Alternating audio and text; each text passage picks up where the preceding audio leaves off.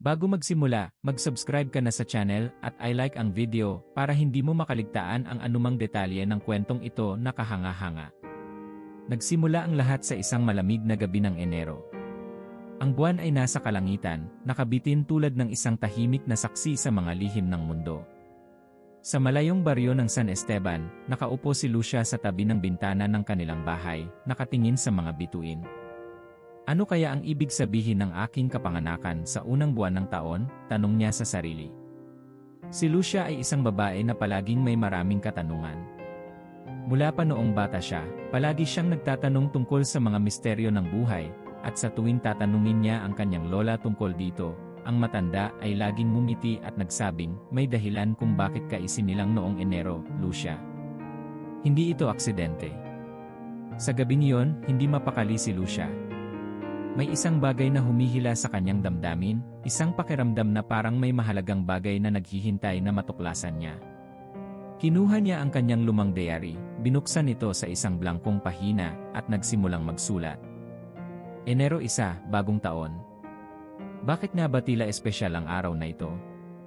Bawat taon, nararamdaman kong may kakaibang enerhiya na dala ang buwan ng Enero, na parang isang paanyaya sa isang bagong simula. Habang sinusulat ni Lucia ang mga salitang ito, nakarinig siya ng mahina, ngunit malinaw na tunog ng kampana mula sa malayo. Tumigil siya sa pagsusulat, nakiramdam sa paligid. Ano yon? Bulong niya. Bumangon siya at dahan-dahang binuksan ang pinto, lumabas sa malamig na hangin ng gabi. Sa kanyang paglabas, isang matandang lalaki ang naglalakad papalapit, nakasuot ng mahabang Amerikana, tila galing sa ibang panahon. Magandang gabi, Lucia, bati ng lalaki. Hindi niya kilala ang estrangherong ito, ngunit parang pamilyar ang mukha nito sa kanya. Sino po kayo? Tanong ni Lucia, kinakabahan ngunit may halong kuryosidad. Ako ay isang mensahero, sagot ng lalaki.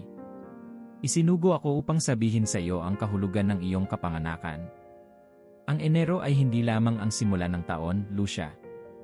Ito rin ay sumisimbolo sa simula ng lahat, sa paglikha, sa bagong pag-asa. Nagpatuloy ang lalaki, sa Biblia, ang Enero ay sumasalamin sa paglikha ng Diyos sa mundo. Sa simula, nilikha ng Diyos ang langit at lupa.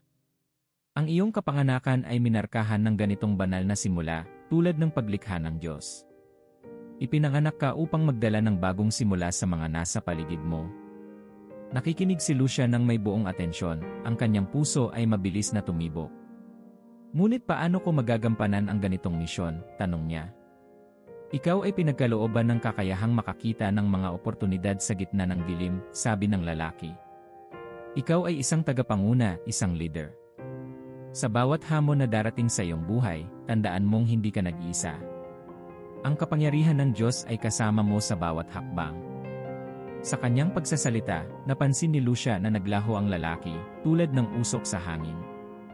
Sandali lang, sigaw niya, ngunit wala na ang estranghero. Naiwan siyang mag-isa sa kalsada, nakatitig sa malayo. Bumalik si Lucia sa bahay, iniisip ang mga salitang kanyang narinig. Naupo siya muli sa tabi ng kanyang bintana, nag-iisip kung ano ang susunod niyang gagawin. Ang simula, bulong niya. Ako ang simula ng isang bagay na mas malaki. Kinabukasan, habang lumiliwanag ang araw ng Enero, narinig niya ang mga tao sa bayan na nag-uusap tungkol sa isang kakaibang panaginip na napanaginipan nila noong nakaraang gabi. Halos lahat ng nakatagpo niya ay nagsabing napanaginipan nila ang isang matandang lalaki na nagsabi sa kanila na ang kanilang taon ay magiging puno ng mga bagong simula. Lumapit si Lucia sa simbahan, kung saan nagtitipon ang mga tao, nag-uusap tungkol sa kanilang mga panaginip. Ako rin, sabi ni Lucia sa mga tao, nakita ko siya. Sinabi niya sa akin na ako ay isinilang para sa isang misyon. Isang matandang babae ang lumapit kay Lucia, hawak ang kamay nito. Lucia, sabi niya, matagal na naming alam ito. Ang iyong lola, bago siya pumanaw, ay palaging sinasabi na ang kanyang apo ay may kakaibang misyon. Ikaw ang magiging gabay ng aming komunidad sa bagong taon na ito. Nalito si Lucia, ngunit sa kanyang puso, nagsimulang mabuo ang isang pakiramdam ng determinasyon. Kung ito ang plano ng Diyos, sabi niya sa kanyang sarili, handa akong sundin ito. Sa gabi, habang nakaupo muli sa tabi ng kanyang bintana, nakatingin sa buwan, nakaramdam siya ng kalmadong presensya, parang ang kamay ng Diyos ay nakaabot sa kanya. Simula pa lamang ito, bulong niya sa hangin. Ito ang aking misyon at ako ay handa. Habang patuloy na naglalakbay si Lucia sa kanyang buhay, dala ang bagong kaalaman tungkol sa kanyang kapanganakan, nagsisimula siyang magtaka kung ang bawat buwan ay may ganitong kahulugan. Paano kaya ang mga ipinanganak sa Pebrero? May espesyal din bang misyon ang mga ito, tulad niya? Sa susunod na bahagi, tuklasin natin ang kwento ng Pebrero, ang buwan ng pagmamahal at empasya. Habang si Lucia ay patuloy na nag-isip tungkol sa mensahe na natanggap niya noong Enero, nagsimulang magbukas ang kanyang puso sa posibilidad na ang bawat buwan ay may taglay na espesyal na kahulugan. Sa unang araw ng Pebrero, siya ay nagising na may kakaibang pakiramdam ng pag-asa at kalmado. Parang ang hangin mismo ay nagdala ng pagmamahal, isang pakiramdam ng pagkakaintindi na tila sumasaklaw sa buong baryo. Naglakad si Lucia patungo sa plaza ng San Esteban, kung saan nakita niya ang kanyang matalik na kaibigan, si Mateo, na nakaupo sa tabi ng isang puno, tila malalim ang iniisip. Mateo, bakit tila malungkot ka? Tanong ni Lucia, nakaupo sa tabi niya. Hindi ko alam, Lucia, sagot ni Mateo, nakatingin sa langit. Bawat Pebrero, nararamdaman ko ang bigat ng mga damdamin, hindi lang para sa akin, kundi para sa lahat ng tao sa paligid. Parang may dalang lungkot ang hangin, ngunit may halong pag-asa. Napatigil si Lucia, iniisip ang mga salitang sinabi ng estranghero noong nakaraang buwan. Mateo, sabi niya, naniniwala ka bang ang ating buwan ng kapanganakan ay may partikular na kahulugan? Ngumiti si Mateo, ngunit may lungkot sa kanyang mga mata. Palagi akong nagtataka tungkol dyan. Ako ay ipinanganak noong Pebrero, at sa tuwing dumadating ang buwan na ito, nararamdaman ko ang mas malalim na koneksyon sa damdamin ng ibang tao. Parang ako'y isang tulay, nakakaramdam ng sakit at saya ng mga nasa paligid ko. Nagpatuloy ang pag-uusap nila habang naglalakad patungo sa simbahan, kung saan nagtitipon ang mga tao tuwing Pebrero para sa pagdiriwang ng pag-aalay sa templo. Nang makarating sila, nakita nila ang isang batang ina, si Clara, umiiyak sa harap ng altar. Walang sinuman ang lumapit upang kumustahin siya, ngunit agad na lumapit si Mateo. Clara, sabi ni Mateo nang may malumanay na boses, anong nangyari? Lumapit si Lucia, nakikita ang takot at lungkot sa mukha ni Clara. Ang aking anak, sabi ni Clara, halos pabulong, siya ay may sakit, at wala akong sapat na pera para sa gamot. Walang pag-aalinlangan, inilabas ni Mateo ang kanyang pitaka, at iniabot ang lahat ng laman nito kay Clara. Hindi ito marami, sabi niya, ngunit sana'y makatulong ito. Napatigil si Lucia na mangha sa ginawa ni Mateo. Bakit mo yon ginawa? Tanong niya nang sila ay lumabas ng simbahan. Ngumiti si Mateo, ang kanyang mga mata ay puno ng kabaitan. Hindi ko kayang tiisin ang pagdurusa ng iba. Para bang nararamdaman ko ang sakit nila sa aking puso. Pebrero ang buwan ng pag-ibig, ngunit hindi lang ito ang romantikong uri ng pagmamahal. Ito ang pagmamahal na nag-ugnay sa ating lahat, ang malasakit na nagbubuklod sa atin bilang isa. Kinagabihan, natulog si Lucia na puno ng katanungan sa kanyang isipan. Paano kaya niya matutulungan si Mateo na mas maunawaan ang kanyang misyon bilang isang taong ipinanganak noong Pebrero? Sa kanyang panaginip, nakita niyang muli ang matandang estranghero na nagpakita sa kanya noong Enero. Lucia, sabi ng matandang lalaki, ang buwan ng Pebrero ay isang espesyal na buwan. Ito ay buwan ng empatya at pagkakaintindi. Ang mga ipinanganak sa buwang ito ay may likas na kakayahan na maramdaman ang mga damdamin ng iba, tulad ni Mateo. Sila ang mga tagapagtaguyod ng kapayapaan at pagkakaisa.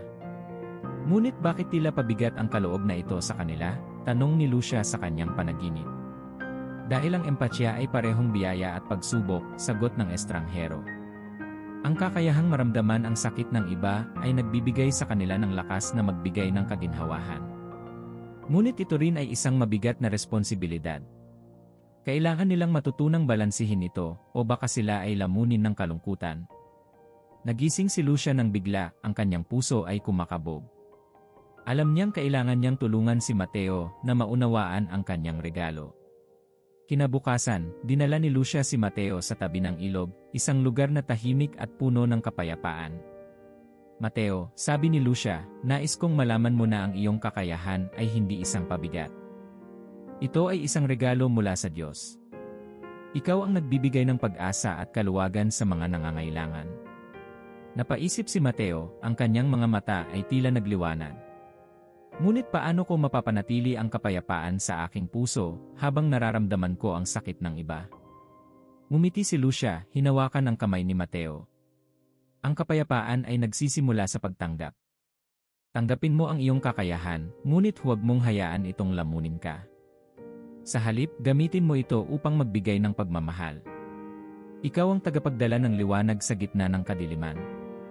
Sa kanilang pag-uusap, tila naglaho ang bigat sa balikat ni Mateo. Maraming salamat, Lucia, sabi niya nang may luha sa kanyang mga mata. Ngayon ko lang naintindihan na ang empasya ko ay hindi kahinaan, kundi isang lakas. Habang sila'y pauwi, nakarinig sila ng pag-iyak mula sa bahay ni Clara. Mabilis silang tumakbo papasok at nakita nila ang anak ni Clara na tila muling bumubuti ang kalagayan. Mateo, sabi ni Clara habang umiiyak, hindi ko alam kung paano nangyari ito. Parang may milagro. Ngumiti si Mateo, tumingin kay Lucia, at tila naintindihan nila pareho ang nangyari. Hindi ito milagro, sabi ni Mateo nang may ngiti. Ito ang kapangyarihan ng pagmamahal at malasakit. Ang ating koneksyon bilang tao, ang ating pagdamay sa isa't isa, ito ang tunay na himala. Sa pagkakaintindi ni Lucia sa kahulugan ng Pebrero, siya ay napaisip kung ano naman kaya ang kahulugan ng susunod na buwan. Ang Marso, ang buwan ng pagbabago at pagsubok. May bagong kwento na naghihintay na matuklasan, at ang mga ipinanganak sa Marso ay may daladalang diwa ng pag-usisa at tapang. Ano kaya ang mensahe ng Diyos para sa kanila? Abangan sa susunod na bahagi ang kwento ng Marso. Habang papalapit na ang buwan ng Marso, napansin ni Lucia ang pagbabago sa hangin. Ito ay tila may dalang bagong enerhiya, parang isang pahiwatig na ang susunod na kabanata ng kanyang paglalakbay ay puno ng pagsubok at pagbabago. Sa simula ng buwan, nakatanggap siya ng isang liham mula kay Tandang Felix, isang matandang kaibigan ng kanyang lola. Ang sulat ay maikli ngunit puno ng kahulugan. Lucia, kung nais mong malaman ang susunod na bahagi ng iyong misyon, pumunta ka sa lumang simbahan sa dulo ng bayan ngayong gabi. May kailangan kang malaman. Sa kabila ng kaba, nagdesisyon si Lucia na pumunta. Dumating siya sa lumang simbahan, napapaligiran ng mga patay na puno na tila nagbibigay ng babala. Sa loob, nakita niya si Tandang Felix, nakaupo sa harap ng altar, tila malalim ang iniisip. Lucia, sabi ni Felix, alam mo ba kung bakit ka nandito? Sinabi mo sa sulat na may kailangan akong malaman, sagot ni Lucia, pilit na pinipigilan ang takot sa kanyang boses. Tumayo si Felix at lumapit sa kanya. Ang Marso ay isang buwan ng pagbabagong anyo at pagsubok, sabi niya.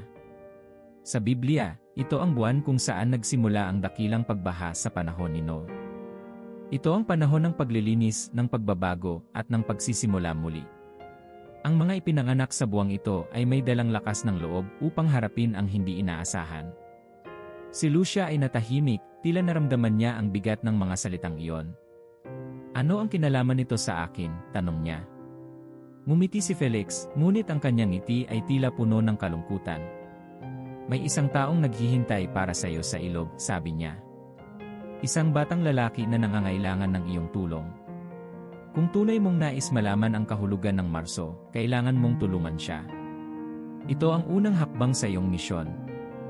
Walang sinayang na oras si Lucia. Tumakbo siya patungo sa ilog, iniisip kung sino ang batang ito at bakit siya kailangan nito. Nang dumating siya sa pampang, nakita niya ang isang bata, halos 9 na taong gulang, nakaluhod sa tabi ng tubig, umiiyak ng tahimik. Hey, bata, sabi ni Lucia, lumapit ng dahan-dahan. Ano ang ginagawa mo rito sa ganitong oras? Ang bata ay tuminala sa kanya, ang kanyang mga mata ay puno ng luha. Ang pangalan ko ay Marco, sabi niya. Hinahanap ko ang aking ama. Sinabi niya sa akin na magkikita kami rito, ngunit hindi siya dumating. May matinding sakit sa boses ng bata, at biglang napagtanto ni Lucia na ito ang pagsubok na tinutukoy ni Felix. Marco, sabi ni Lucia, yumuko upang makipag-eye level sa bata. Paano kung samahan kita habang naghihintay tayo? Sigurado akong darating siya. Nagpahinga sila sa tabi ng ilog, tahimik na nakikinig sa pag-agos ng tubig. Habang nag-uusap sila, nalaman ni Lucia na si Marco ay ipinanganak noong Marso. Alam mo ba, sabi ni Lucia, ang mga ipinanganak sa Marso ay may espesyal na misyon. Sila ay tinawag upang maging matapang, upang harapin ang mga unos at magdala ng pagbabago. Ngumiti si Marco, kahit na may lungkot pa rin sa kanyang mga mata. Talaga po ba? Kasi minsan, pakiramdam ko hindi ako sapat. Minsan natatakot ako. Hinawakan ni Lucia ang kanyang kamay. Lahat tayo ay natatakot minsan, sabi niya. Ngunit ang takot ay bahagi lamang ng proseso ng pagbabago. Sa bawat takot, may pagkakataon tayong maging mas matatag. Biglang may narinig silang kaluskos mula sa gubat. Tumayo si Marco, umaasang makita ang kanyang ama. Ngunit sa halip, isang grupo ng mga tao mula sa baryo ang lumabas, may dalang mga lampara, tila naghahanap ng isang bagay. Lucia, sigaw ni Tandang Felix mula sa likod ng grupo. Nakita mo ba ang batang ito? Tinuturo niya si Marco. Sagot ni Lucia, naguguluhan. Siya ay naghihintay para sa kanyang ama. Umiling si Felix, tila puno ng awa. Lucia, ang ama ni Marco ay matagal nang nawala. Namatay siya sa isang aksidente noong nakaraang taon. Napaluhod si Marco, parang tinamaan ng kidlat ang kanyang katawan. Hindi totoo, bulong niya. Sinabi niya sa akin na magkikita kami dito.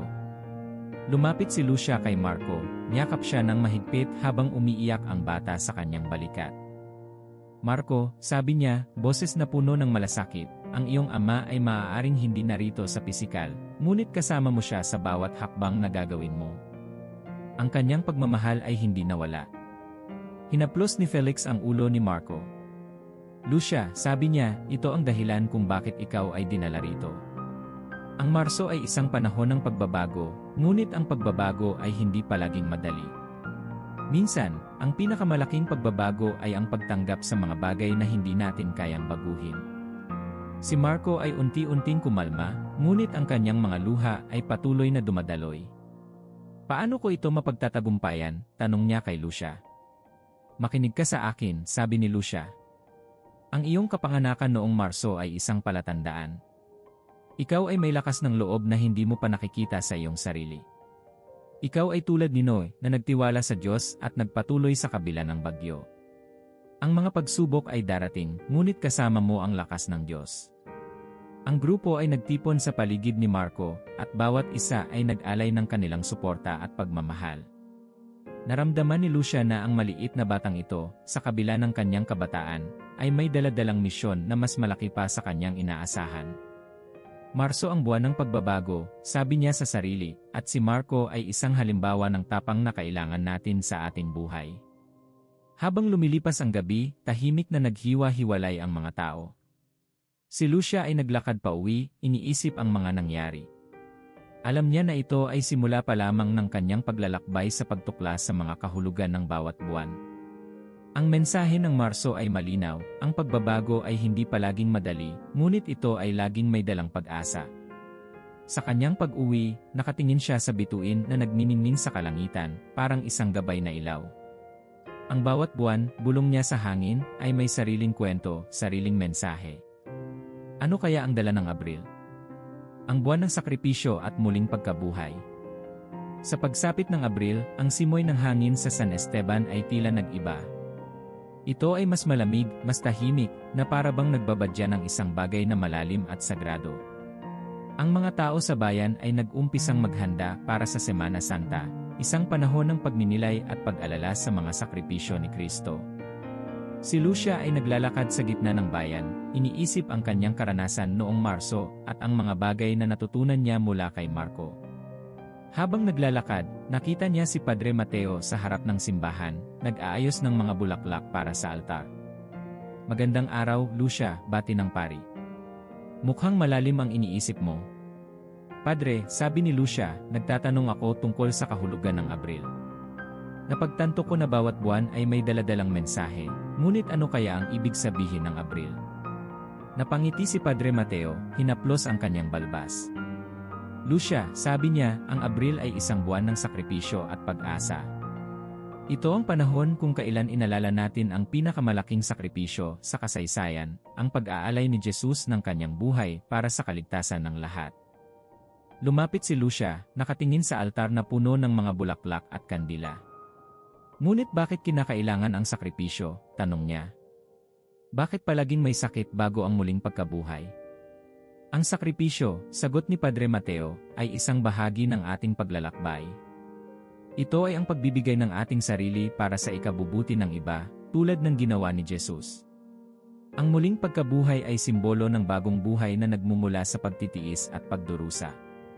Habang nag-uusap sila, isang matandang babae ang lumapit, umiiyak. Padre Mateo, sabi niya, ang aking anak na si Tomas ay nawawala mula pa kahapon. Hindi namin siya matagpuan kahit saan. Agad na kumilos si Lucia, sumama sa mga kababayan upang magsimula ng paghahanap kay Tomas. Naglakad sila patungo sa kabubatan, nagsisigaw, umaasang maririnig sila ng nawawalang bata. Habang naglalakad si Lucia, naalala niya ang mga kwento ng kanyang lola tungkol sa Abril, ang buwan ng pagsubok at pagtitiis. Tomas, sigaw ni Lucia, ang kanyang boses ay umaalingaw-ngaw sa kalaliman ng gubat. Nakita niyang naglalakad si Mateo papunta sa kanya, pagod at puno ng pag-aalala. Lucia, sabi ni Mateo, wala pa rin kaming nakikitang bakas ni Tomas. Ano kaya ang nangyari sa kanya? Sa kanilang paghahanap, biglang bumuhos ang malakas na ulan. Hindi ito magandang senyales, sabi ni Padre Mateo, tumingin sa langit. Kailangan natin siyang matagpuan bago magdilim. Nagpatuloy sila sa kanilang paghahanap hanggang sa makarating sila sa isang matandang kuweba na nakatago sa gilid ng burol. Dito nila narinig ang mahina ngunit malinaw na tinig ng isang batang umiiyak. Tomas, sigaw ni Lucia, tumakbo papasok sa madilim na kuweba. Doon, nakita niya si Tomas, nakaupo sa isang sulok, basang-basa at nanginginig sa takot. Lumapit si Lucia, niyakap ang bata. Tomas, nandito kami, sabi niya. Ligtas ka na. Umiiyak si Tomas habang niyayakap si Lucia. Nawala po ako, sabi niya, at natakot ako na hindi na ako makakabalik. Hinaplos ni Lucia ang ulo ni Tomas. Minsan, kailangan nating maramdaman ang takot at kalungkutan upang maunawaan ang halaga ng kaligtasan, sabi niya. Ngunit ngayon, nandito na kami para sa iyo. Sa kanilang paglabas ng kuweba, nakita nila ang buong komunidad na naghihintay, nagdarasal para sa ligtas na pagbabalik ni Tomas. Salamat sa Diyos, sabi ng ina ni Tomas, niyakap ang anak ng mahigpit, ang mga luha ng pasasalamat ay umaagos sa kanyang pisngi. Habang sila'y nagtitipon, lumapit si Padre Mateo kay Lucia. Ito ang diwa ng Abril, sabi niya. Ang sakripisyo at pagmamalasakit, tulad ng pag-ibig ni Kristo para sa atin. Ang paghahanap natin kay Tomas ay isang simbolo ng paghahanap ni Jesus sa bawat isa sa atin, kahit na tayo ay nawawala sa dilim. Ngumiti si Lucia, nakaramdam ng init sa kanyang puso. Naiintindihan ko na ngayon, sabi niya. Ang bawat sakripisyo ay nagdudulot ng bagong pag-asa, at ang bawat muling pagkabuhay ay simbolo ng ating kakayahang magsimula muli. Sa araw ng Biyernes Santo, nagsama-sama ang buong baryo sa simbahan para sa isang espesyal na misa. Si Padre Mateo ay nagbigay ng sermon tungkol sa kahalagahan ng pag-aalay ng sarili para sa iba. Ang muling pagkabuhay ni Kristo, sabi niya, ay hindi lamang tungkol sa pag-alis sa kamatayan, kundi sa pagbibigay ng bagong buhay sa lahat ng naniniwala. Si Lucia ay nakaupo sa harapan, nakikinig ng mabuti. Sa kanyang puso, naramdaman niya ang bigat ng sakripisyo, ngunit kasabay nito ang pag-asa ng bagong simula. Ang Abril ay hindi lamang isang buwan ng kalungkutan, ito rin ay isang buwan ng pag-asa, ng pagtanggap, at ng muling pagkabuhay. Sa huling bahagi ng misa, habang kinakanta ng lahat ang Hallelujah, nakita ni Lucia ang isang pamilyar na mukha sa likod ng simbahan. Ang matandang estranghero na nakausap niya noong Enero ay nakatayo roon, nakangiti sa kanya, ngunit bago siya makalapit, naglaho ito tulad ng hangin. Salamat, bulong ni Lucia sa sarili, alam niyang ito ay isang tanda ng patnubay mula sa Diyos. Sa kanyang paglabas ng simbahan, ang araw ay tila mas maliwanag, at ang buong bayan ay puno ng bagong pag-asa. Habang naglalakad pa uwi si Lucia, iniisip niya ang lahat ng kanyang natutunan mula sa Enero hanggang Abril. Ngayon, sa kanyang isipan, iniisip niya kung ano ang susunod na kabanata ng kanyang misyon.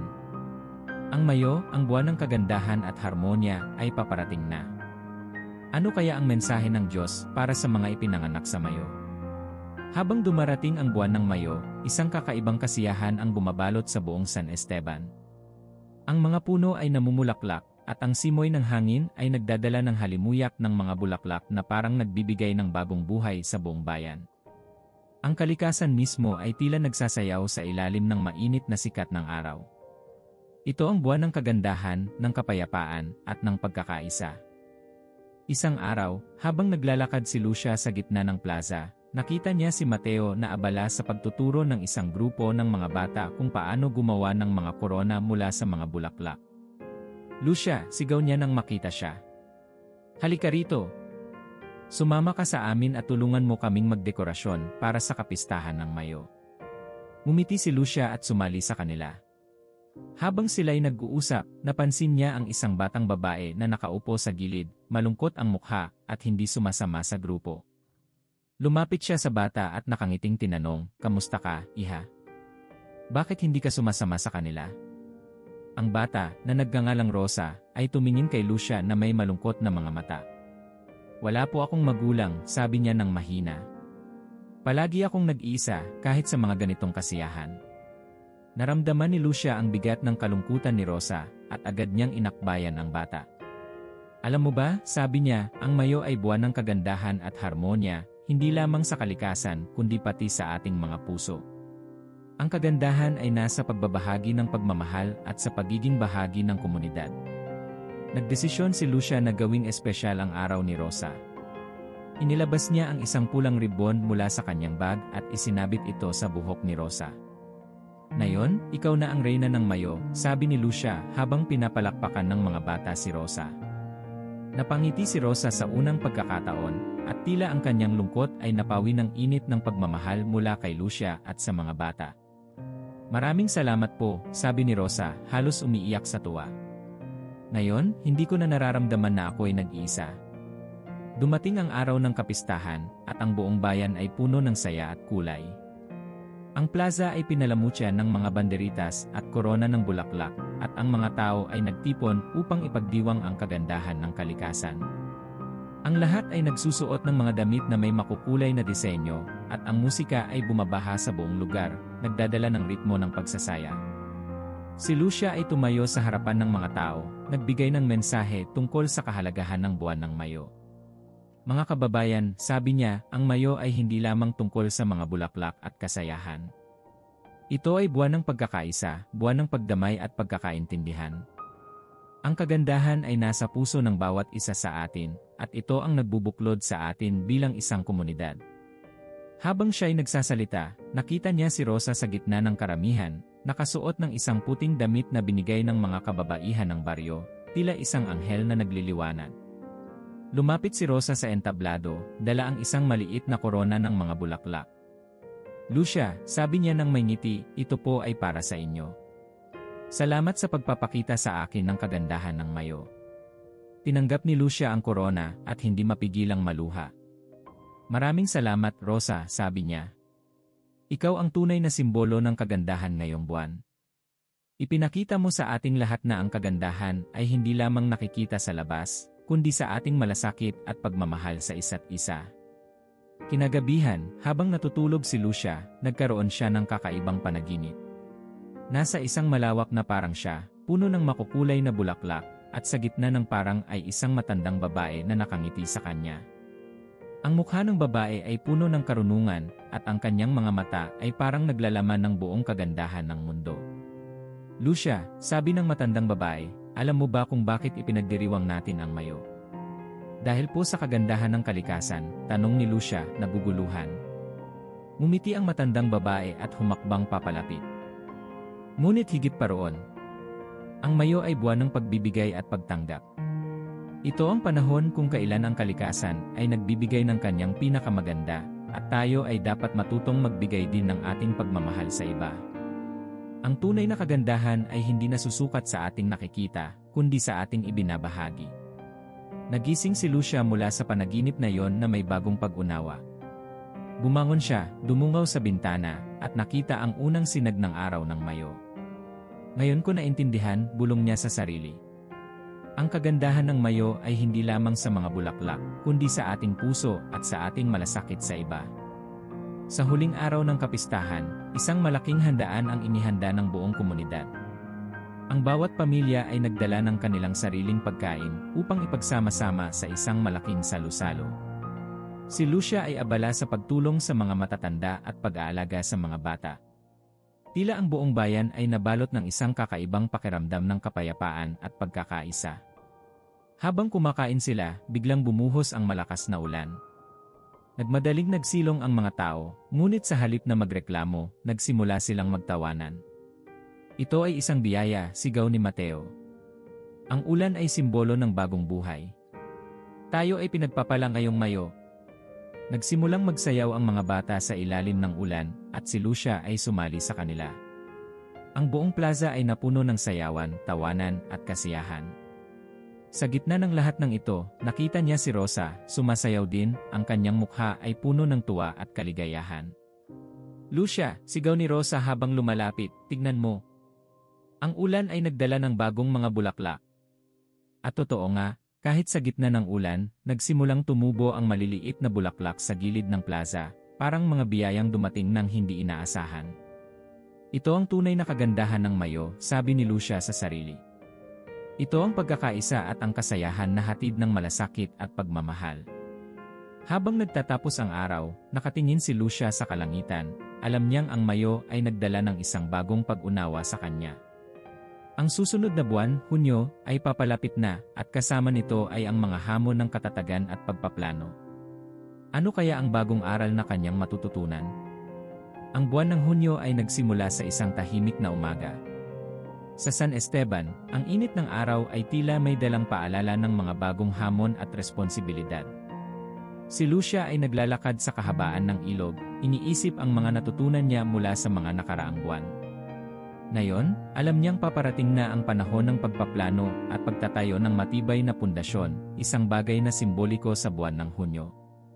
Habang naglalakad siya, nakita niya si Tandang Felix na nakaupo sa tabi ng ilog, tila nag-iisip ng malalim habang nakatingin sa mga alon ng tubig. Magandang umaga, Tandang Felix, bati ni Lucia, naupo sa tabi niya. Magandang umaga rin, Lucia, sagot ni Felix, ngunit may halong pag-aalala ang kanyang boses. May balak ka bang magtayo ng isang proyekto ngayong Hunyo? Naguluhan si Lucia sa tanong, ngunit mumiti siya at umiling. Wala pa akong konkretong plano, Tandang Felix. Bakit po ninyo na itanong? Huminga ng malalim si Felix at tumingin sa malayo. Ang Hunyo ay isang buwan ng katatagan at pagpaplano, paliwanag niya. Ito ang panahon kung kailan tayo nagtatanim ng mga binhi para sa hinaharap. Ngunit hindi lahat ay madaling itayo.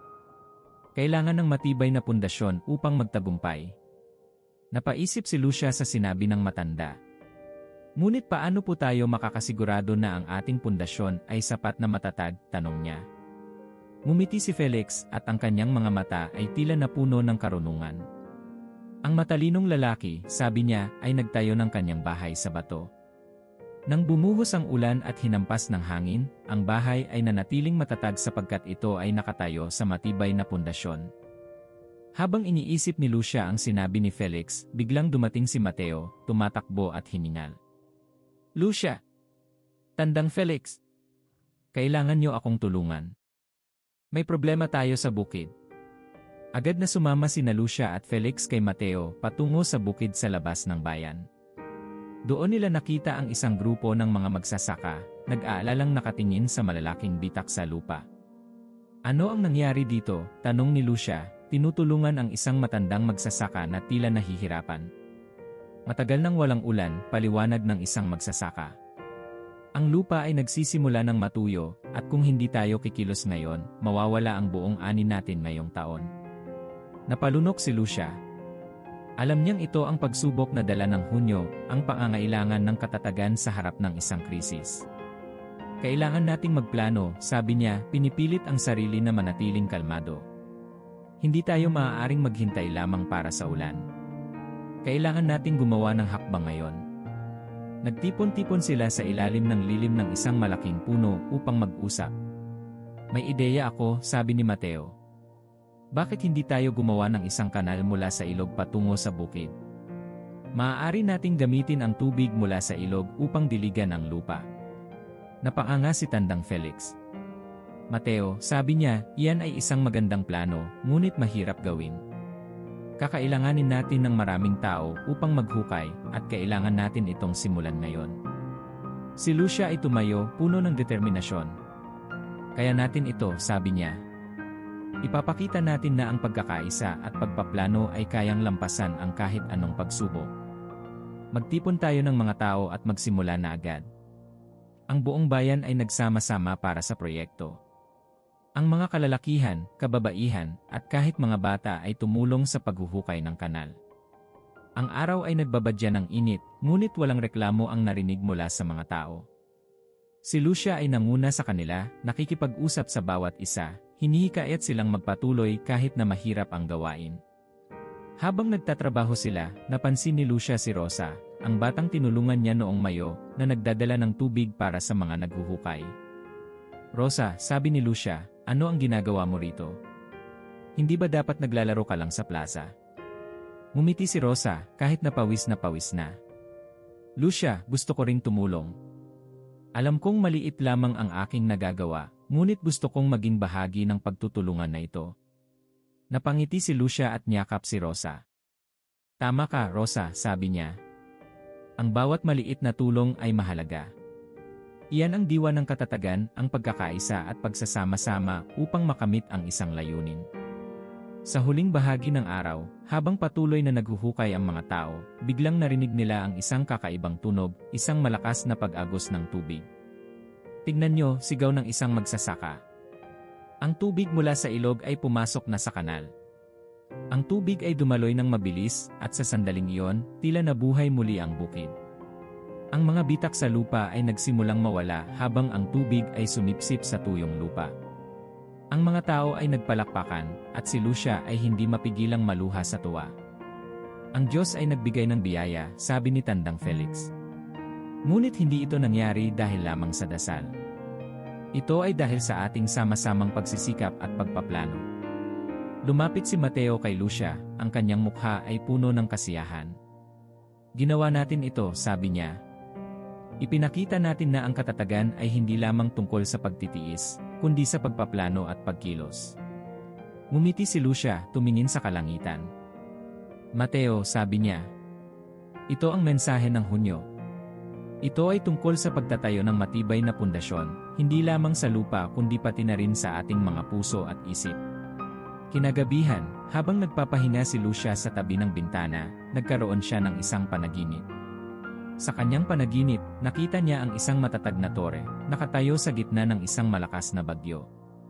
Ang tore ay hindi natitinag, kahit na hinahampas ito ng malalakas na alon at hangin. Lucia, isang tinig ang nagbulong sa kanya, ang iyong buhay ay tulad ng toreng ito. Sa bawat bagyo, manatiling matatag.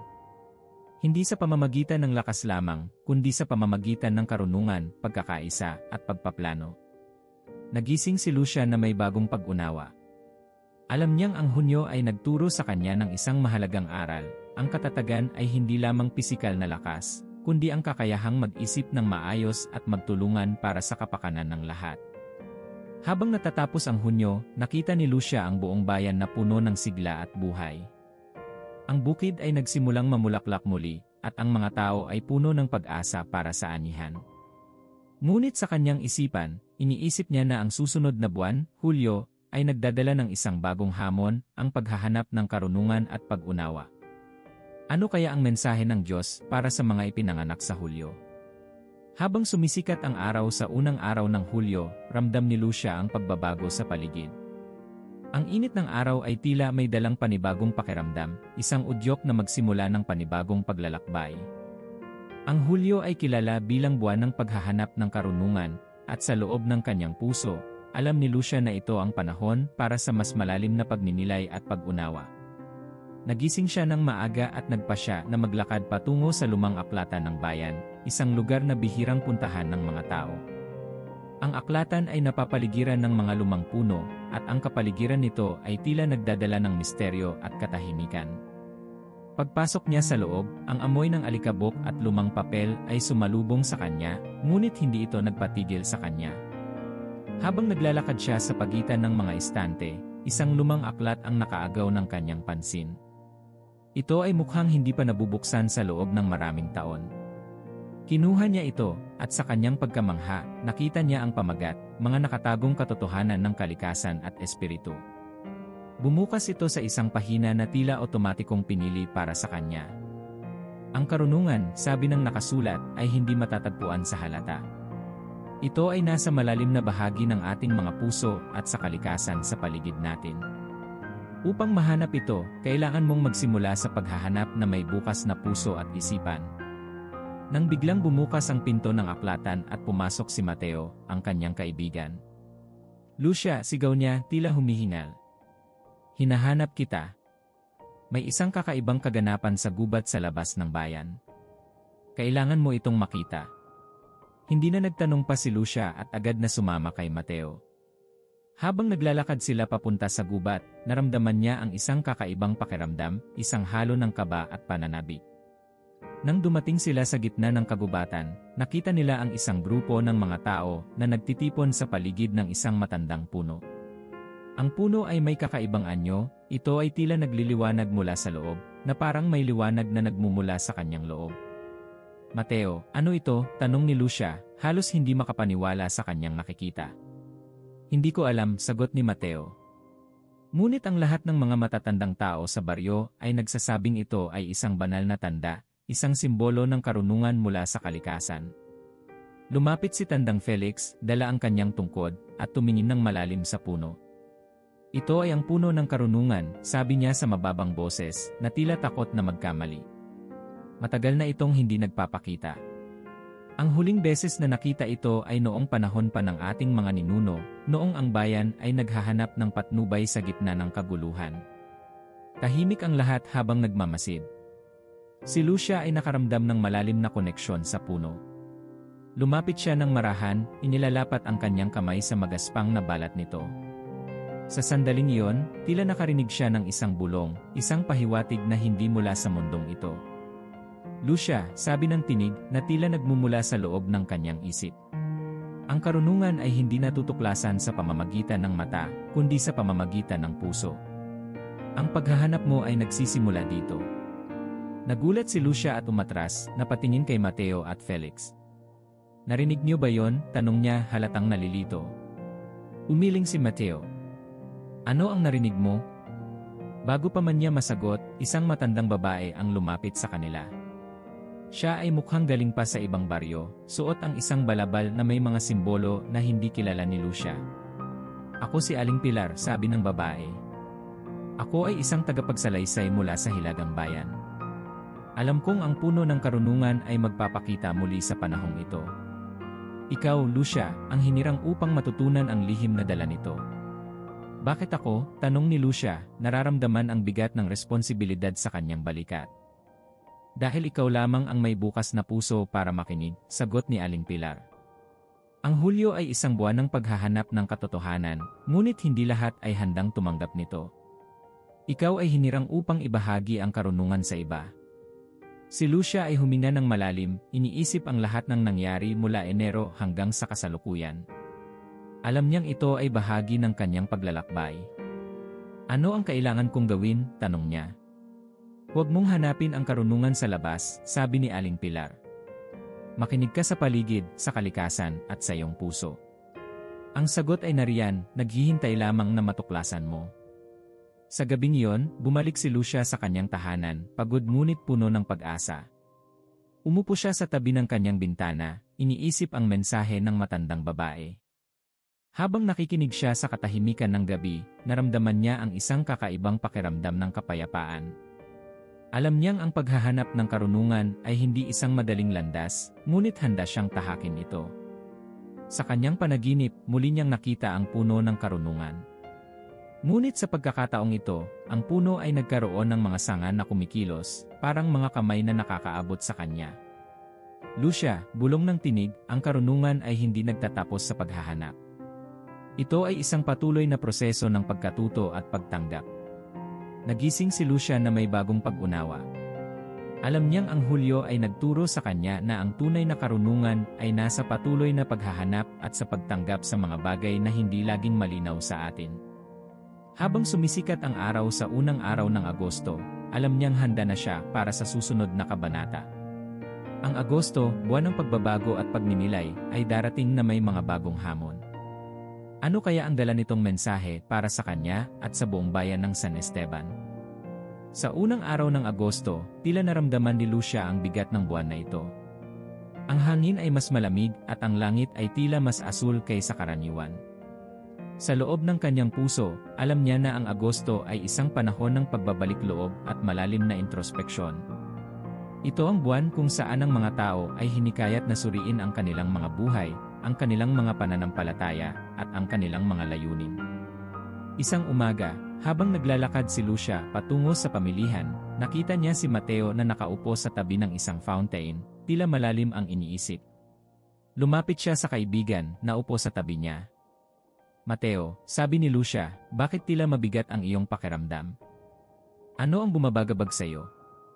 Napatingin si Mateo kay Lucia, at isang malalim na buntong hininga ang binitiwan niya.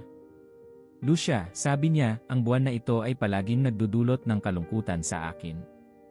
Parang ito ang panahon kung kailan pinipilit akong harapin ang mga bahagi ng aking sarili na matagal ko nang tinatakasan. Hinawakan ni Lucia ang kamay ni Mateo, nararamdaman ang sakit sa kanyang tinig. Ang Agosto, sabi niya ng mahinahon, ay isang buwan ng pagbabago. Hindi ito madali, ngunit ito rin ang panahon ng paglilinis ng ating kaluluwa. Kailangan natin itong harapin upang tayo'y maging buo muli. Habang sila'y nag-uusap, biglang may narinig silang tunog ng kampana mula sa lumang simbahan ng San Esteban. Ang kampana ay bihirang tumunog, at tuwing ito ay nangyayari, ito ay tanda ng isang mahalagang kaganapan. Mateo, sabi ni Lucia, may nangyayari sa simbahan. Kailangan nating tingnan ito. Agad silang tumakbo patungo sa simbahan, kung saan nakita nila ang isang grupo ng mga tao na nagtitipon sa harap ng altar. Sa gitna ng grupo ay nakatayo si Padre Mateo, hawak ang isang lumang libro na tila napaka-importante. Mga kababayan, sabi ng pari, ang libro na ito ay matagal nang nakatago sa loob ng simbahan. Ngayon lamang ito natagpuan matapos ang maraming taon. Ito ay naglalaman ng mga propesya na nagmula pa noong panahon ng ating mga ninuno.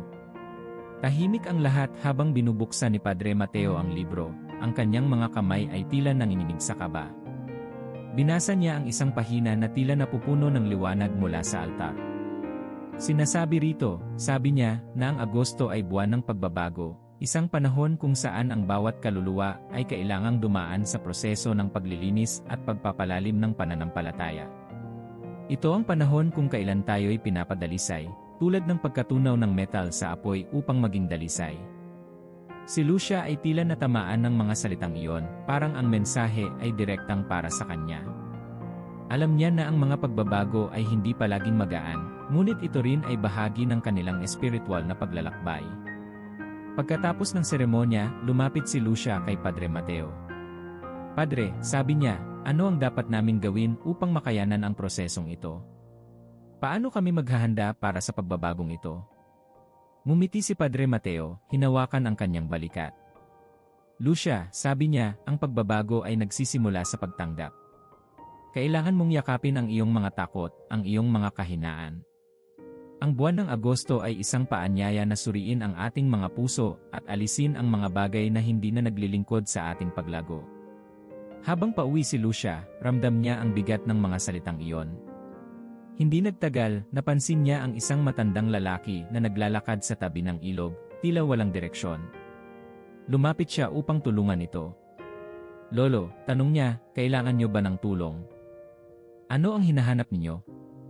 Ang matandang lalaki ay tumingin kay Lucia, at ang kanyang mga mata ay tila puno ng kalungkutan at pagod. Ako si Lolo Andres, sabi niya.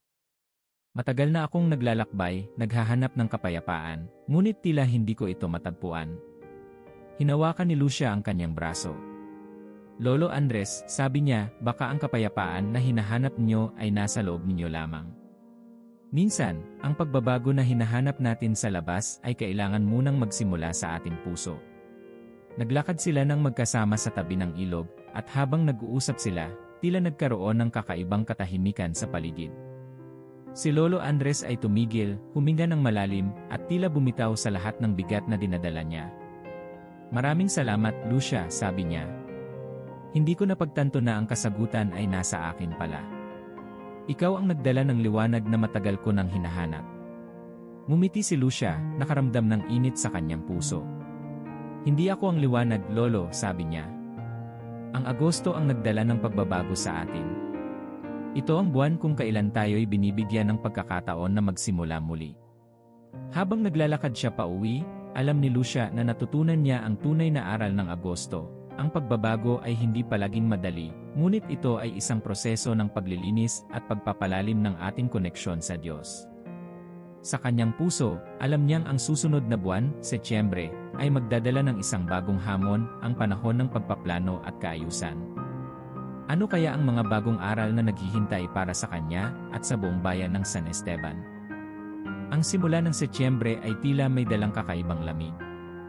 Ang kalikasan ay nagsisimula ng magbago, at ang mga dahon ay dahan-dahang nagiging dilaw, na parang paalala ng pagbabago ng panahon. Para kay Lucia, ang Setyembre ay hindi lamang isa pang buwan sa kalendaryo. Ito ay isang pagkakataon upang magplano, ayusin ang kanyang buhay, at ilapat ang mga natutunan niya sa nakaraang mga buwan. Isang umaga, habang nag-aayos siya ng mga gamit sa kanyang maliit na bahay, narinig ni Lucia ang tawag ng kampana mula sa simbahan. Agad siyang nagbihis at naglakad patungo sa plaza kung saan nakatayo ang matandang istruktura. Pagdating niya, nakita niya si Padre Mateo na nakatayo sa harap ng altar, may hawak na malaking pergamino. Mga kababayan, panimula ni Padre Mateo, ang buwan na ito ay espesyal. Ang Setyembre ay buwan ng pagpaplano, ng pag-aayos ng ating buhay at komunidad. Ayon sa mga kasulatan, ito ang panahon kung saan tayo'y hinihikayat na balikan ang ating mga layunin at maghanda para sa mga darating na pagsubok. Si Lucia ay nakinig ng mabuti. Alam niyang ang kanyang paglalakbay ay hindi natatapos sa simpleng pagtuklas ng mga mensahe ng bawat buwan. Ang Setyembre ay tila nagpapahiwatig ng pangangailangan ng mas malalim na pagninilay at konkretong mga hakbang para sa hinaharap. Pagkatapos ng misa, lumapit si Lucia kay Padre Mateo. Padre, sabi niya, paano tayo magsisimula sa pagpaplanong ito? Ano ang unang hakbang na kailangan naming gawin? Ngumiti si Padre Mateo, tila nag-aapoy ang kanyang mga mata sa inspirasyon. Lucia, sabi niya, ang pagpaplano ay nagsisimula sa pag-unawa kung ano ang mahalaga sa atin. Kailangan nating tukuyin ang ating mga layunin at siguraduhin ang mga ito ay nakaayon sa kalooban ng Diyos. Halika, samahan mo ako sa munisipyo. May kailangan akong ipakita sa iyo. Naglakad sila patungo sa munisipyo, kung saan nakatambak ang mga lumang mapa ng bayan. Binuksan ni Padre Mateo ang isa sa mga mapa, ipinakita kay Lucia ang mga planong ginawa ng kanilang mga ninuno para sa San Esteban. Tingnan mo ito, sabi niya, tinuturo ang mga lumang istruktura at mga daanan. Ang bayan na ito ay itinayo na may malinaw na layunin at plano. Bawat gusali, bawat daan, ay may kahulugan. Nagulat si Lucia sa pagkadetalye ng mapa. Hindi ko po alam na ganito kalalim ang pagpaplano ng ating mga ninuno, sabi niya. Ganyan din ang kailangan nating gawin ngayon, sagot ni Padre Mateo. Ang ating mga buhay ay parang mapa na ito. Kailangan nating maglaan ng oras upang tukuyin ang ating landas, upang matiyak na ang ating direksyon ay tama. Habang naglalakad pa uwi, iniisip ni Lucia ang mga salitang binitiwan ni Padre Mateo. Alam niya na hindi madali ang magplano para sa hinaharap, lalo na't maraming bagay ang hindi sigurado. Ngunit nararamdaman niya ang pangangailangan na magsimula sa kanyang sarili at sa kanyang sariling tahanan. Pagdating niya sa bahay, agad siyang nagsimula sa isang simpleng gawain, inayos niya ang kanyang maliit na hardin. Habang nagtatanim siya ng bagong mga binhi, naalala niya ang sinabi ng pari, ang pagpaplano ay tulad ng pagtatanim. Kailangan mong pag-isipan ng mabuti kung saan mo itatanim ang binhi upang masiguro mong ito ay lalago ng maayos. Sa kanyang isip, ang bawat butil na kanyang itinanim ay sumisimbolo sa bagong plano at layunin na nais niyang itaguyod. Habang pinupuno niya ang lupa, tila may naririnig siyang bulong mula sa kalikasan, na parang pinapaalalahanan siyang magtiwala sa proseso, kahit na hindi pa niya nakikita ang resulta. Kinabukasan, nagkaroon ng pulong sa bayan. Nagtipon-tipon ang lahat ng tao sa plaza, dala ang kanilang mga mungkahi at plano para sa pagpapabuti ng kanilang komunidad. Si Lucia ay tumayo sa gitna, nagbigay ng kanyang ideya. Mga kaibigan, panimula niya, ang Setyembre ay buwan ng kaayusan. Iminumungkahi kong magsimula tayo sa simpleng mga hakbang, ang paglilinis ng ating mga tahanan, pag-aayos ng ating mga daanan, at pagtutulungan upang maging mas maayos at ligtas ang ating bayan. Nagpalakpakan ang mga tao, sumasang-ayon sa kanyang panukala. Tama ka, Lucia, sabi ni Mateo, lumapit sa kanya. Kailangan nating magkaisa upang maisakatuparan ang mga planong ito. Ang bayan na ito ay malayo na ang narating, ngunit marami pa tayong kayang gawin. Sa sumunod na mga araw, nagsimula ang bayan sa kanilang proyekto. Ang mga kalalakihan ay nag-ayos ng mga sirang daanan, ang mga kababaihan ay naglinis ng plaza, at ang mga bata ay naglagay ng mga bagong halaman sa paligid ng simbahan. Ang buong bayan ay tila nagkaroon ng bagong sigla, puno ng pag-asa para sa kanilang hinaharap. Isang hapon, habang nagpapahinga si Lucia sa lilim ng isang puno, lumapit si Tandang Felix. Lucia, sabi niya, napapansin ko ang malaking pagbabago sa bayan.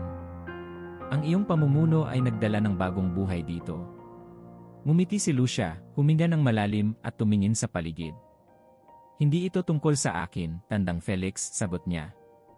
Ito ay tungkol sa ating lahat, sa ating pagkakaisa at sa ating desisyon na gumawa ng mas mahusay na hinaharap. Tumango si Felix, tila puno ng pagmamalaki. Tama ka, sabi niya. Ngunit ang Setyembre ay hindi lamang tungkol sa kaayusan sa labas. Ito rin ay tungkol sa kaayusan ng ating puso at isip.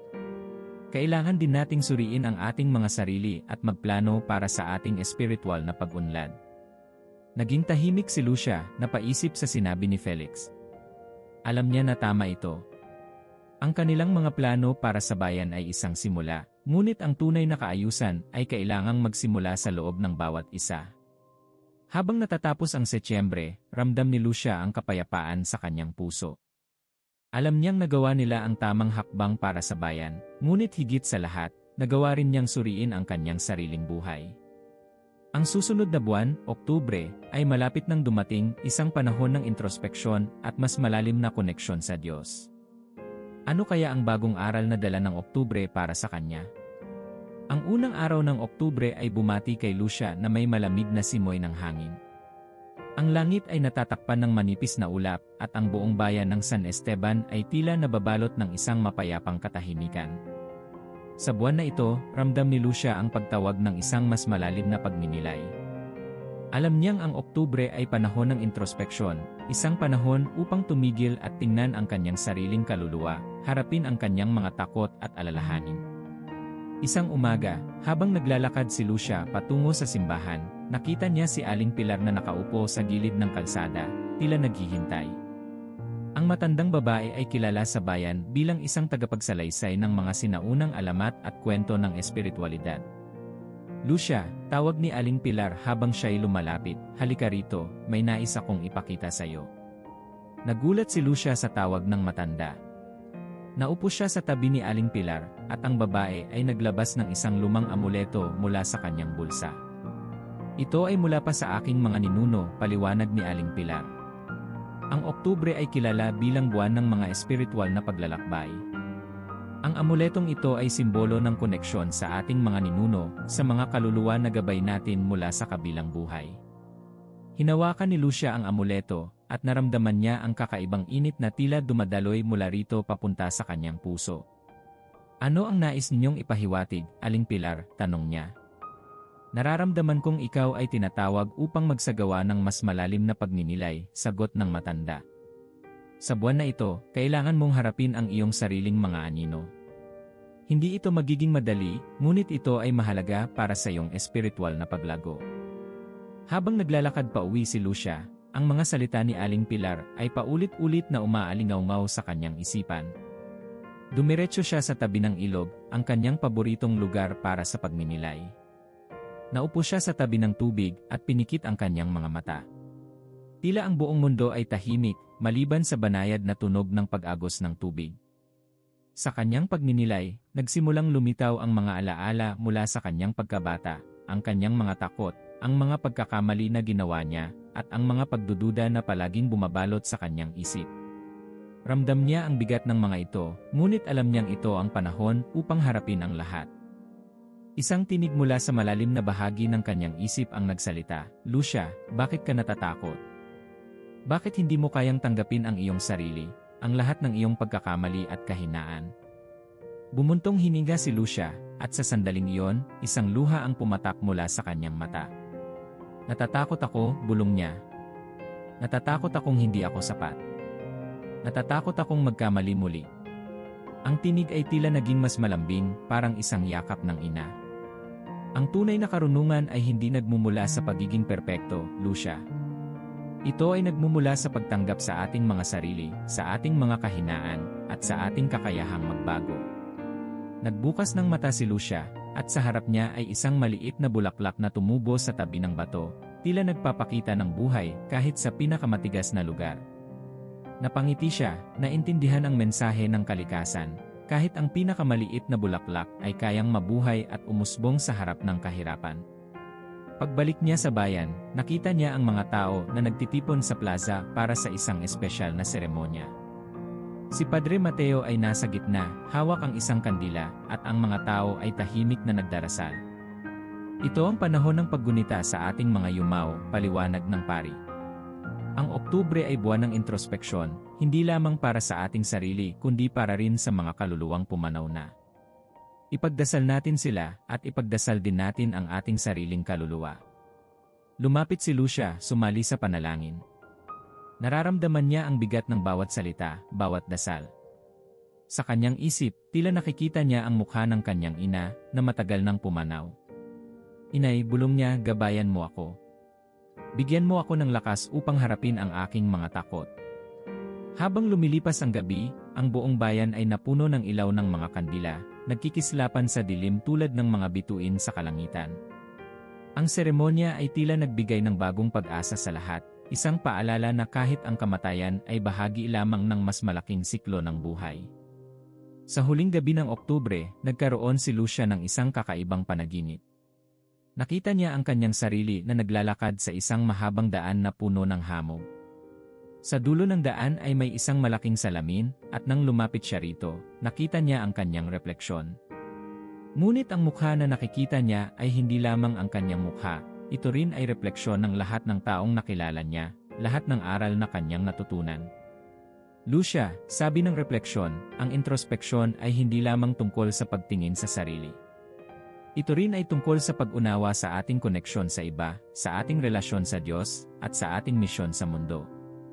Nagising siya mula sa panaginip na may bagong pag-unawa. Ang Oktubre ay nagturo sa kanya na ang tunay na introspeksyon ay nangangailangan ng pagtanggap at pagmumuni-muni. Ito ay isang proseso ng pagpapalaya sa sarili mula sa mga bigat ng nakaraan, upang maging handa sa mga bagong pagsisimula. Habang tumatapos ang Oktubre at paparating ang Nobyembre, naramdaman ni Lucia na handa na siyang harapin ang susunod na yugto.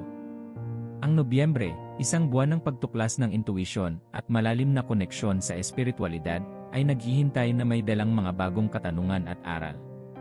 Ang unang araw ng Nobyembre ay dumating na may malaambon na simoy ng hangin. Si Lucia ay nagising na may kakaibang pakiramdam sa kanyang dibdib, parang may pangako ng isang bagong simula, ngunit may halong kabigatan. Ang buwan na ito ay laging kilala sa San Esteban bilang panahon ng introspeksyon at malalim na koneksyon sa espiritual na dimensyon. Habang naglalakad si Lucia patungo sa simbahan, naramdaman niya ang kakaibang tahimik na atmosfera sa paligid. Ang mga tao ay tila mas mapayapa, ngunit may halong pagninilay sa kanilang mga mata.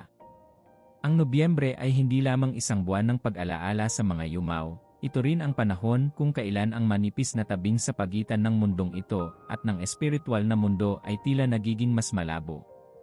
Pagdating sa simbahan, nakita niya si Mateo na nakaluhod sa harap ng altar, tahimik na nagdarasal. Lumapit siya at naupo sa tabi nito, inilagay ang kanyang kamay sa kanyang balikat. "Mateo," bulong ni Lucia, "ano ang ipinagdarasal mo?"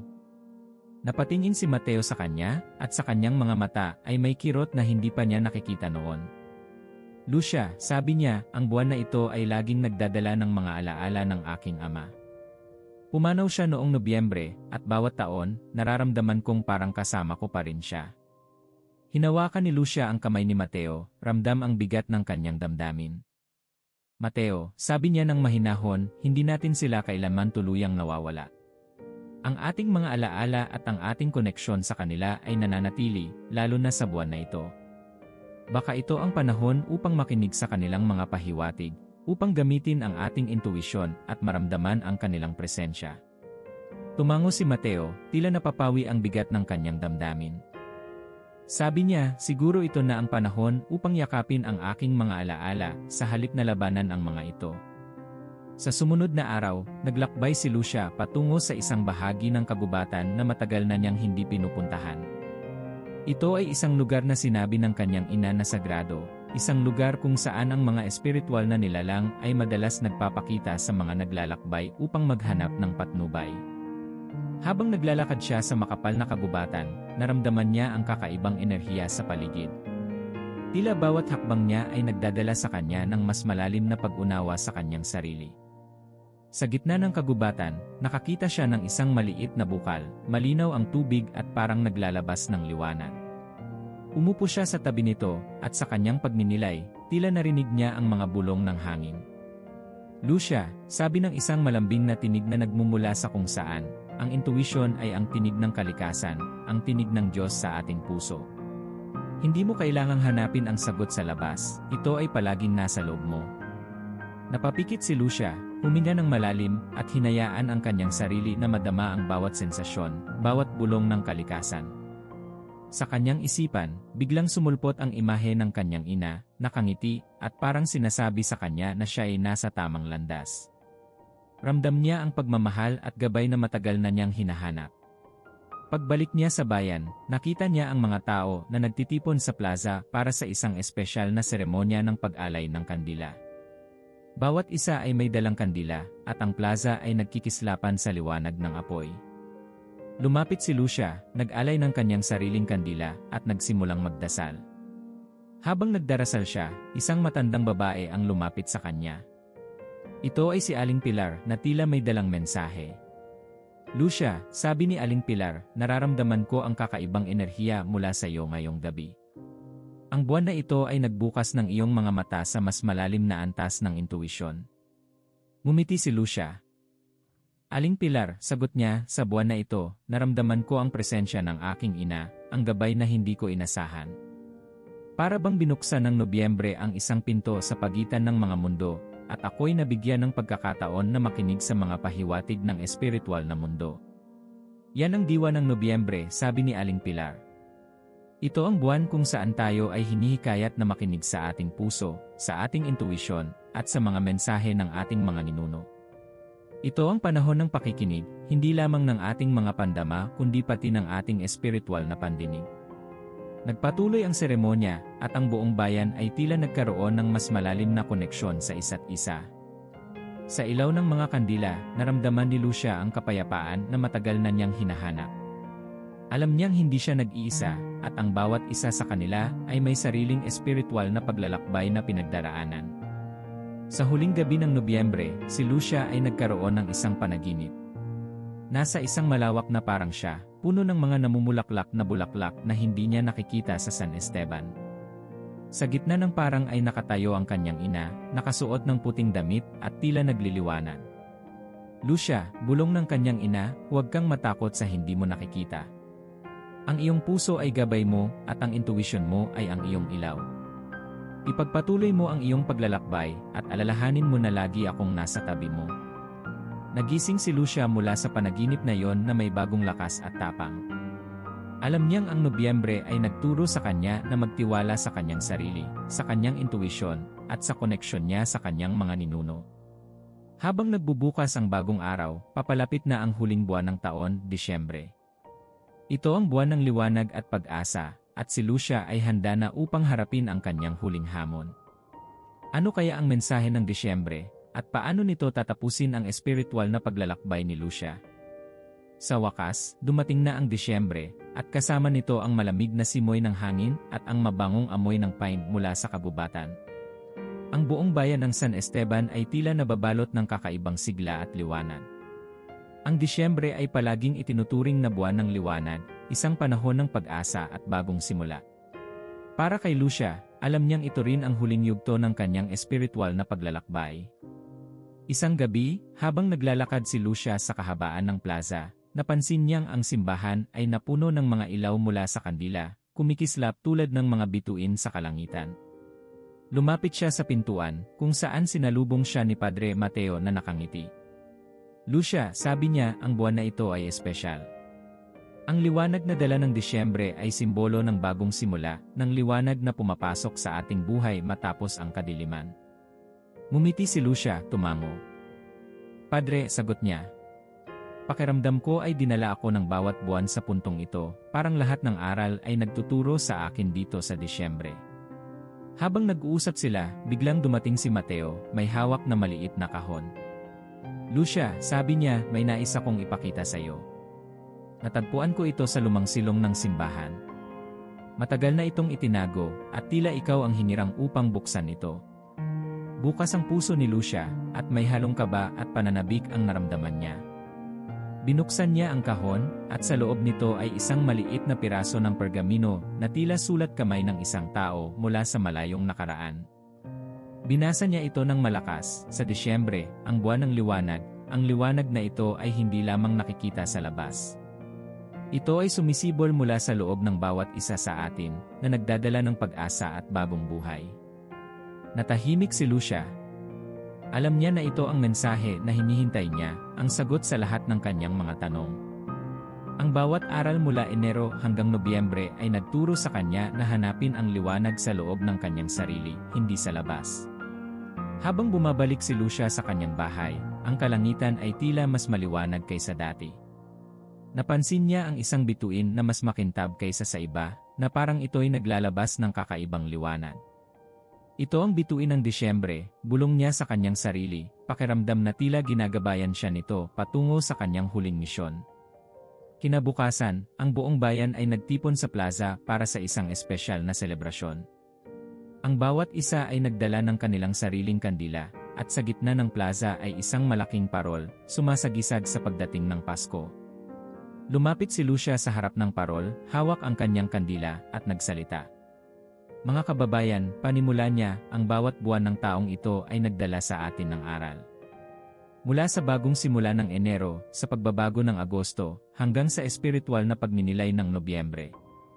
Ngayon, sa buwan ng Disyembre, pinapaalalahanan tayo na ang tunay na liwanag ay hindi nanggagaling sa labas, kundi sa loob natin. Ang liwanag ng ating pananampalataya, ng ating pag-asa, at ng ating pagmamahal sa isa't isa." Napalakpakan ng mga tao, at bawat isa ay nag-alay ng kanilang kandila sa harap ng parol. Ang plaza ay tila naging isang dagat ng liwanag, kumikislap tulad ng mga bituin sa kalangitan. Sa sandaling iyon, naramdaman ni Lucia ang pinakamalalim na kapayapaan na kanyang naranasan. Habang nagpapahinga siya sa gilid ng plaza, lumapit si Tandang Felix. "Lucia," sabi niya, may halong pagmamalaki sa kanyang tinig, "ikaw ang nagdala ng liwanag sa aming bayan. Hindi ko pa nakita ang San Esteban na ganito kaliwanag at puno ng pag-asa." Ngumiti si Lucia, ngunit umiling siya ng marahan. "Hindi ako ang nagdala ng liwanag, Tandang Felix," sagot niya. "Ang bawat isa sa atin ay nag-ambag. Ang liwanag na ito ay resulta ng ating pagkakaisa, ng ating pagtutulungan. Ito ang mensahe ng Disyembre, na kahit sa pinakamadilim na gabi, kapag tayo'y nagbuklod, ang ating liwanag ay nagiging sapat upang magbigay ng pag-asa sa lahat." Sa huling gabi ng Disyembre, si Lucia ay nagkaroon ng huling panaginip. Nasa isang malawak na parang siya muli, tulad ng sa kanyang panaginip noong Nobyembre, ngunit ngayon ay mas maliwanag, puno ng mga bulaklak at liwanag. Sa gitna ng parang ay nakita niya ang isang malaking puno, at sa ilalim nito ay nakatayo ang kanyang ina, nakangiti. "Lucia," sabi ng kanyang ina, "ang iyong paglalakbay ay natapos na. Natutunan mo ang mga aral ng bawat buwan, at nagdala ka ng liwanag hindi lamang sa iyong sarili kundi sa buong bayan. Ang liwanag na ito ay magpapatuloy, dahil ito ay nakaugat sa pagmamahal at pananampalataya." "Salamat, Inay," bulong ni Lucia, luhaan ngunit puno ng saya. "Natagpuan ko ang liwanag na matagal ko nang hinahanap." Nagising siya mula sa panaginip na may bagong pag-unawa. Ang liwanag ng Disyembre ay hindi nagtatapos sa buwan na ito. Ito ay isang simbolo ng walang hanggang pag-asa, ng bagong simula na nagsisimula sa bawat isa sa kanila. Habang sumisikat ang araw sa unang araw ng bagong taon, tumayo si Lucia sa harap ng kanyang bintana, huminga ng malalim at mumiti. Ang kanyang puso ay puno ng kapayapaan. Alam niyang anuman ang dalhin ng bagong taon, handa siya. Ang bawat buwan ay nagturo sa kanya ng isang mahalagang aral, at ang liwanag na iyon ay patuloy na magliliwanag sa kanyang puso, ngayon at magpakailanman. Ito ang pagtatapos ng kanyang espiritual na paglalakbay, ngunit sa bawat pagtatapos ay may bagong simula. At sa bawat bagong simula, ang liwanag ng Disyembre ay laging nariyan, naggagabay sa kanila patungo sa mas maliwanag na kinabukasan. Kung narating mo ang dulo ng kwentong ito, i-comment ang salitang liwanag sa ibaba. Ito ang palatandaan na ikaw ay isa sa mga tunay na taga-subaybay na sumama sa amin hanggang sa pinakahuling bahagi. Iparamdam mo ang iyong liwanag at maging bahagi ng ating espiritual na komunidad.